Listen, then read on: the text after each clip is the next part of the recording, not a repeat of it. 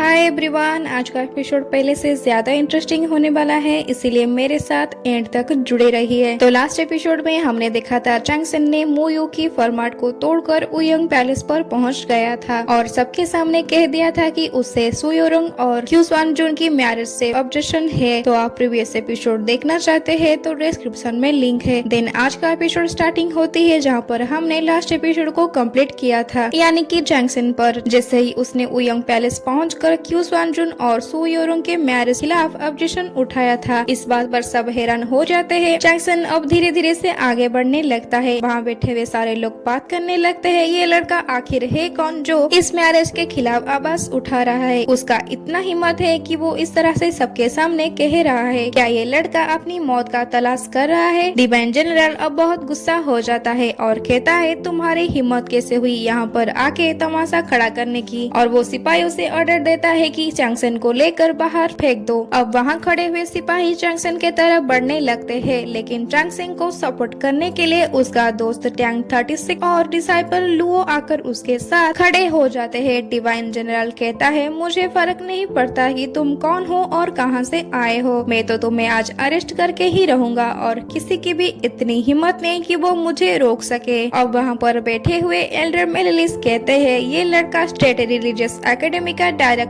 है, इसीलिए किसी का कोई हक नहीं है कि उसे अरेस्ट कर सके। डिवाइन जनरल का स्वाड अब एक फूल में कन्वर्ट हो जाता है। जेनलियू कहता है लेकिन चैंगसन ने तो मैरिज के खिलाफ ऑब्जेक्शन उठाया है, तो फिर उसका क्या? एल्डर मेलिसा फिर कहते हैं ये मैरिज सबकी राय लेता है, सबका इस मैरिज के बारे में बताना हक बनता है, तो इसमें कोई बड़ी बात नहीं है कि चैंगसन ने इसके खिलाफ आवाज उठाया है। स्वाड सेट की एल्डर साओसोंग कहता है ये सब क्या चल रहा है? देन चैंगसन ग्रिट करते हुए कहता है मैं पैलेस के बाहर से सुन के आया हूँ, अगर किसी को क्यूसवानजुन और सुयोरंग के मैरिज पसंद नहीं है तो फिर वो आवाज उठा सकता है। सुयोरंग यहाँ पर नहीं है और ये मैरिज उनकी मौजूदगी में ही तय करना चाहिए। मुझे लगता है कि उन्हें ये मैरिज मंजूर नहीं है और इसी वजह से ही मैं इस मैरिज के खिलाफ ऑब्जेक्शन उठा रहा हूँ। एल्डर साओसोंग कहता है तुम होते कौन हो इस मैरिज के खिलाफ ऑब्जेक्शन उठाने वाले? ये मैरिज स्वाड सेट और डिवाइन जनरल के बीच के मामला है, तो फिर तुम्हारा इस मामले से कोई लेना देना नहीं है। अब चैंगसन सच्चाई बता देता है। वो कहता है सुयोरंग के साथ मेरा मैरिज कॉन्ट्रैक्ट बचपन में ही तय किया गया था। ये सुनने के बाद वहाँ पर बैठे हुए सारे मास्टर और डिसाइपल्स हैरान हो जाते हैं। चैंगसन फिर कहता है वो मेरा फ्यूंसी है और इसी वजह से ही वो किसी और से मैरिज नहीं कर सकते हैं।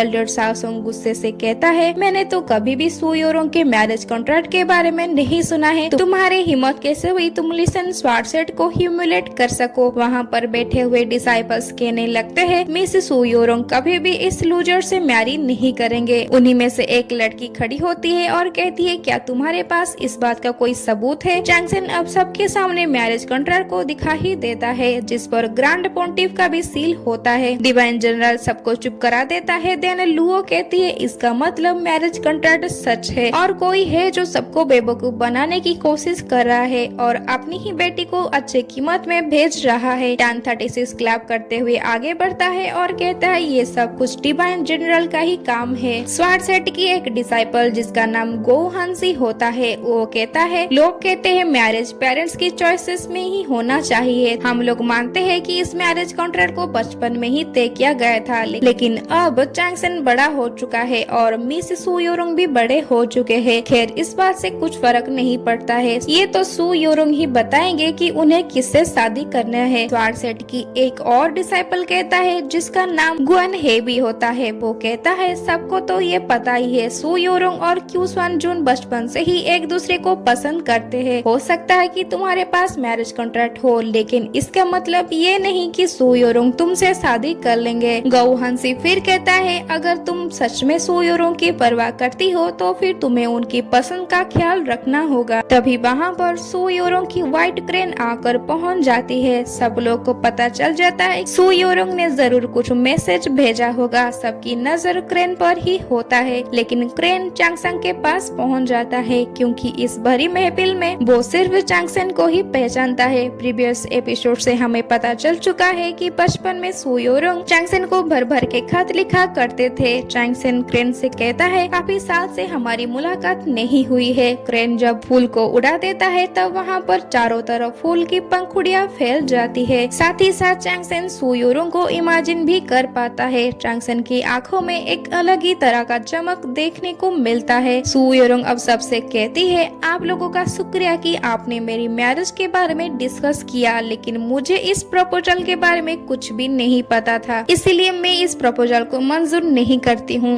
अब वो अपनी पेरेंट्स से कहती है कि सन जुन एक अच्छा लड़का है, लेकिन मैं उसे शादी नहीं करना चाहती हूँ क्योंकि मेरे पास ऑलरेडी एक मैरिज कॉन्ट्रैक्ट मौजूद है। मेरे फियोंसी का नाम है चेन चैंगसंग। इतने में ही सू यूरोंग वहाँ से गायब हो जाती है। ये सुनकर चैंगसेन को अपने बचपन की याद आ जाता है, बचपन की वो सारे खत और उनमें लिखे गए सारे बातें। चैंगसेन के चेहरे पर एक अलग ही तरह का खुशी और सेटिस्फैक्शन देखने को मिलता है। उसे लगता था जैसे उसका सेंडू में आने का मकसद पूरा हो गया हो। बाकी सब तो इससे उदास थे, लेकिन लुओ और टैंग 36 बेहद ही खुश नजर आ रहे थे। टैंग 36 तो स्वार्ड सेट की डिसाइपल को तंग करने लगता है, उनका मजाक उड़ाने लगता है। एल्डर शाओसोंग कहता है सू यूरोंग के पास हेवनली फोनिक्स ब्लड है और क्यू सन जुन के पास ट्रू ड्रैगन ब्लड लाइन है। हमारे लिए नॉर्थ साउथ अलायंस बहुत जरूरी है। हम लोगों ने ही डेमन से फाइट करके खुद को सैक्रिफाइस किया है। वहाँ बैठे हुए लोग कहने लगते हैं नॉर्थ साउथ अलायंस हमारे लिए बहुत जरूरी है, इसलिए मिस सू यूरोंग को इस मैरिज करके हमारी प्रोटेक्ट करनी चाहिए। लेकिन वो ऐसा कैसे कर सकती है? उन सबको चुप कराते हुए लुओ कहती है, तुम लोग सच में बहुत ही बेशर्म हो, तुम्हारे अंदर तो थोड़ी सी भी शर्म नहीं है। चैंगसेन लुओ से कहती है, हमें कोई जरूरत नहीं है इन लोगों से झगड़ा करने की। लेकिन टैंग 36 कहता है, बात जब इंसल्ट पे आ जाए तो हमें ये मौका जाने नहीं देना चाहिए। चैंगसेन कहता है, मुझे तो पता ही नहीं कि इंसल्ट कैसे किया जाता है। टैंग 36 कहता है, कोई बात नहीं मेरे दोस्त, मैं तुम्हें सिखाऊंगा कि इंसल्ट कैसे किया जाता है। देन वो स्टार्ट हो जाता है। एल्डर शाओसोंग से कहता है, तुम होते कौन हो और कहां से आए हो? तुम्हारी हिम्मत कैसे हुई कि तुम ग्रांड पोंटिफ के बनाए हुए मैरिज कॉन्ट्रैक्ट को डिनाई कर सको? क्या तुम ग्रांड जो को नीचे गिराना चाहते हो? तुम्हारे शाओसोंग फैमिली तो कभी भी डेमन से लड़ा ही नहीं होगा, लेकिन बात जब साउथ नॉर्थ की अलायंस पर आ जाता है तो तुम लोग अपने अपने काम में बिजी रहते हो। इसी वजह से तुम्हें तो पता भी नहीं होगा डेमंस ने लास्ट टाइम कब अटैक किया था। टैंग 36 इसी तरह से शाओसोंग को बहुत ही बुरी तरीके से बेइज्जती करती है।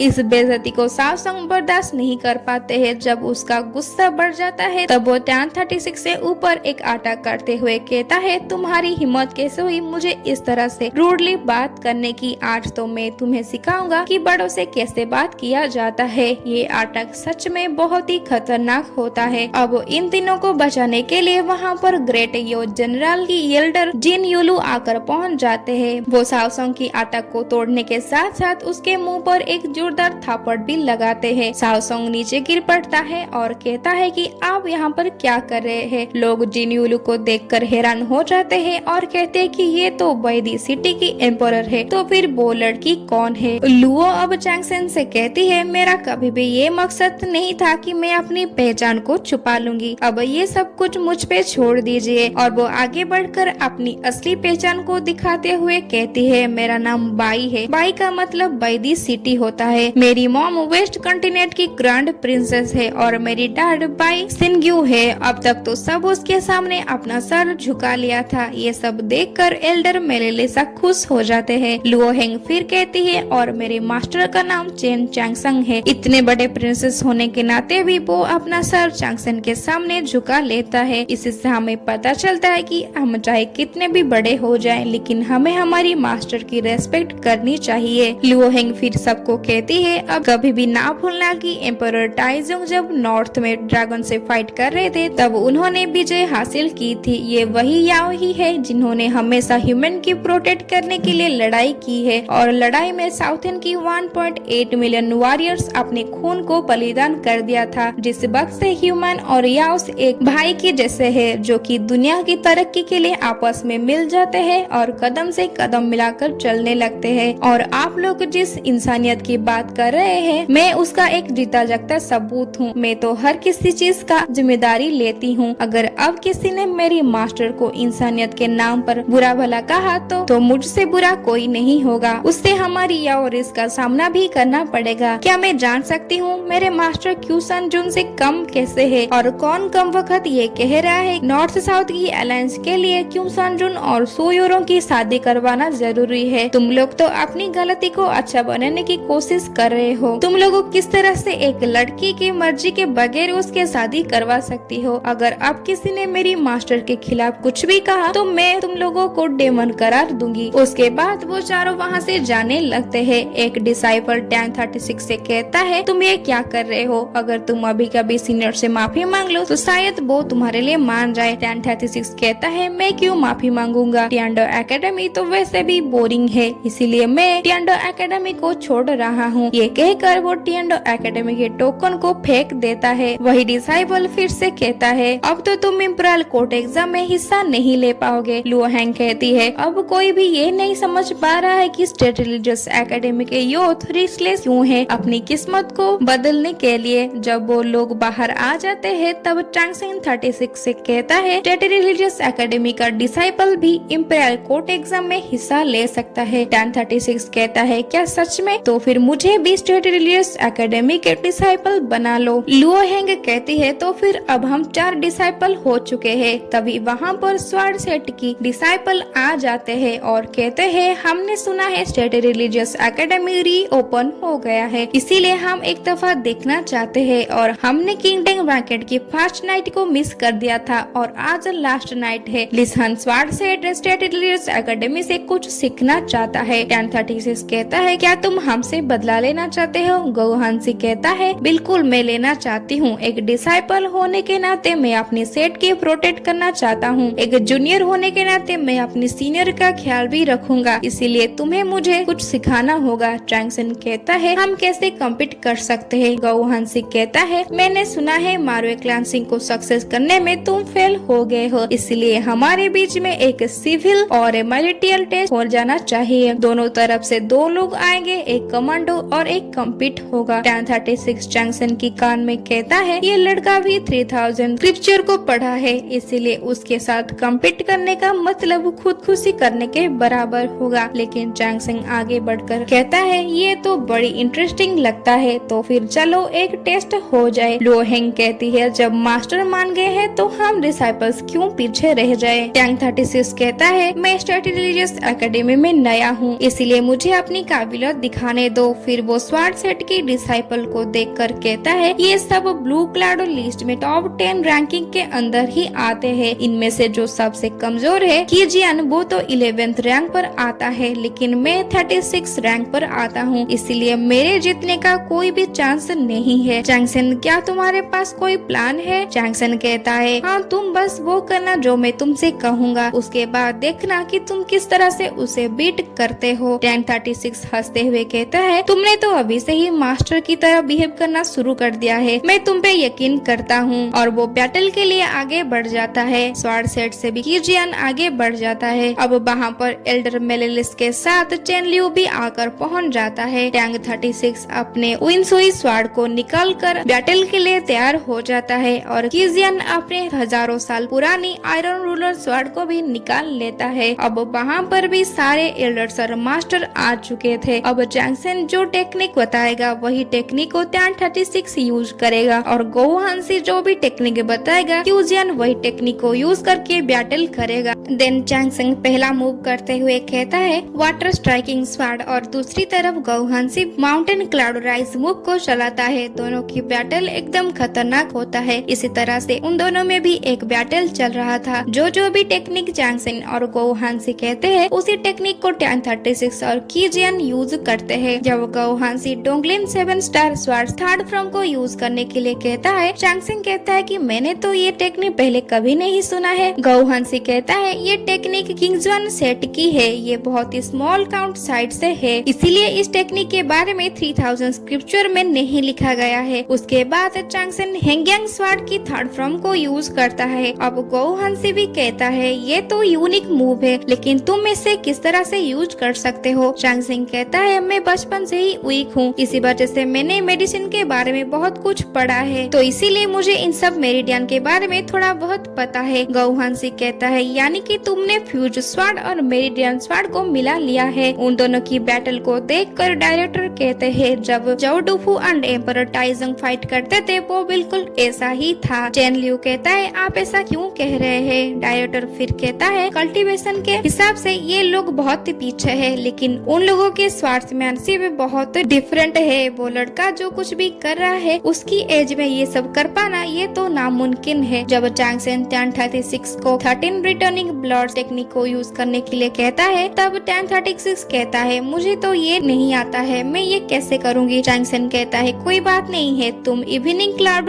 रिट्रैक को यूज करो। इस मूव का नाम सुनकर गौ हांसी हैरान हो जाता है और वो कीजियान से कहता है तुम्हें अभी केयरफुल होना होगा, लेकिन टैन 36 अपना अटैक कर ही दिया था। गुआ ने भी कहता है ये बहुत पावरफुल स्वॉर्ड अटैक है, हम तभी ही जीतेंगे जब तुम खुद को डिफेंस कर लोगे, लेकिन गौ हांसी डिफेंस करने के लिए मना कर देता है। यूनसन स्वॉर्ड टेक्निक को यूज करने के लिए कहता है। जैसे ही क्यूजियन इस स्वॉर्ड टेक्निक को यूज कर लेता है उसके सामने कुछ वॉरियर्स आ जाते हैं, जिसके वजह से टैन 36 पीछे हो जाता है। जब चांग सेन के कहने पर टैन 36 फिशर स्वॉर्ड टेक्निक को यूज करता है, तब कीजियन किसी चीज का परवाह न करके टैन 36 के ऊपर अटैक कर देता है। चांग सेन टैन 36 से कहता है स्वॉर्ड को ग्रेट फॉरेस्ट पर हुक कर दो। टैन 36 कहता है कि ये तो करना मुश्किल है और ये तो काइजंग स्वॉर्ड सेट से आया है और मैं ये कैसे करूँगा। और अगले ही सेकेंड में टैन 36 कीजियन की कोनी में हिट करता है, जिसके वजह से कीजियन की स्वॉर्ड छूट जाता है। ये देखकर सब हैरान हो जाते हैं और इसी के साथ स्वॉर्ड सेट इस बैटल को हार जाता है। टैन 36 कीजियन से कहता है मैंने तुम्हें इतने जोर से भी नहीं मारा है जिसके वजह से तुम रोने लगो। एल्डर मेलेसा अब सेटल्ड्रेस एकेडमी को विनर अनाउंस कर देते हैं। कीजियन आगे बढ़कर स्वॉर्ड सेट की सीनियर को माफी मांगता है और कहता है मैंने अपनी मर्जी चलाकर गलती कर दी। गुआनेही भी कहता है कोई बात नहीं, हम इंपीरियल कोर्ट एग्जाम में जीत जाएंगे। एक डिसाइपल कहता है ये बस एक गेम था, ये प्रूव नहीं करता है कि कौन कितना स्ट्रॉन्ग है। और वो चांग सेन से कहता है क्या तुम सच में हमसे फाइट करना चाहोगे? लुओ हेंग आगे बढ़कर कहती है स्वॉर्ड सेट तो कभी भी अपनी हार को अपसेट नहीं कर सकती है। वही डिसाइपल फिर से कहता है तुम तो ब्लू क्लाउड लिस्ट में 9 रैंक पर आते हो, लेकिन मैं 4th रैंक पर आता हूँ, इसीलिए तुम्हें सोचना चाहिए 9th रैंक और 4th रैंक के बीच में जमीन आसमान का फर्क है। टैन 36 चांग सेन से कहता है अब हम लोग जरूर हार जाएंगे। लुओ हेंग कहती है अगर तुम 4 रैंक पर आते हो तो फिर तुम यहाँ पर क्या कर रहे हो? इंपीरियल कोर्ट एग्जाम में हिस्सा क्यों ले रहे हो? और लुओ हेंग का ये औरत देखकर मुयू कहती है कुछ ही महीने में तो इसने ऊपर रियलमी को पहुँच ही गई। देन लुओ हेंग जोंगसन स्ट्रॉम स्वॉर्ड टेक्निक को यूज करके डिसाइपल पर अटैक कर लेता है। डिसाइपल खुद को बचाते हुए कहता है ये लड़की इस टेक्निक को कैसे यूज कर सकती है और वो खुद को डिफेंड करने के लिए अपनी पावर को यूज करता है। ये देखकर चांग सेन कहता है हंसी आपने तो अप्रोचिंग प्रोफाउंड पर पहुंच चुके हैं। गो हांसी कहता है हमें भी यकीन नहीं होता है कि लुओ हेंग इतनी जल्दी इम्प्रूव कर पाई है और तुम्हारी डिसाइपल बनकर वो ब्लड लाइन लिमिट को भी ब्रेक कर लेती है। और उसे ग्रिट करते हुए कहता है तुम्हें तो एक डायरेक्टर का टाइटल मिलना चाहिए। चांग सेन भी उसे ग्रिट करता है और कहता है मैंने टैन 36 से सुना है कि आपने 3000 स्क्रिप्चर को पढ़ा है। हांसी कहता है मैंने अपनी पढ़ाई बहुत ही मुश्किल से किया है, मेरी कल्टीवेशन ही मेरी पढ़ाई है। मैं इंपीरियल कोर्ट एग्जाम में जरूर हिस्सा लूंगा, तभी हम डिसाइड करेंगे कि असली विनर कौन है। इतने में ही स्वॉर्ड सेट के सारे मास्टर्स और डिसाइपल वहाँ से चले जाते हैं। उनके जाने के बाद चांग सेन सोचता है ये तो वाकई एक निक बंदा है। टैन 36 उसे पुश करते हुए कहता है तुम क्या सोच रहे हो, आज रात हम जीत गए हैं, इसके लिए तो सेलिब्रेशन बनता है। तभी वहाँ पर सुयनपो भागते हुए आता है और कहता है मैंने सुना यहाँ पर कोई फाइट चल रही है, किसकी इतनी हिम्मत हुई कि वो स्टेट रिलीजियस एकेडमी को इंसल्ट कर सके। सुयनपो की ये जोश देखकर वो तीनों हंसने लगते हैं। तभी वहाँ पर साओसोंग आता है और कहता है तुम्हें अंदाजा नहीं है कि तुमने क्या किया है, लेकिन उसकी बात को भला किसकी परवाह है। वो चारों वहाँ से जाने लगते हैं। नेक्स्ट सीन में हम उन लोगों की जश्न को देखते हैं। सेंटू में जो फेस्टिवल चल रहा था वो अब फुल जॉय के साथ मनाया जाता है। वो घुस भी वहीं पैलेस में पड़ा हुआ था, लेकिन आखिरकार अन्याय पर न्याय की ही विजय हुई। ये चार इस मोमेंट को और जीत को सेलिब्रेट करते हैं। ये शाम उनके लिए एक यादगार शाम साबित होता है। जब ये चारों सिटी में घूम रहे थे तब लुआ कहती है आज का दिन बहुत ही अच्छा था, इसलिए हम चारों को दिल से कोई इच्छा मांगना चाहिए। सुयनपो कहता है मुझे पता है कि मास्टर क्या मांगेंगे, मास्टर चाहेंगे कि वो इंपीरियल कोर्ट में जीत जाए। चांग सेन कहता है मेरा मन बदल चुका है, मैं चाहता हूँ कि मैं अब हम सब मिलकर इंपीरियल कोर्ट एग्जाम को जीत जाए। और उन चारों की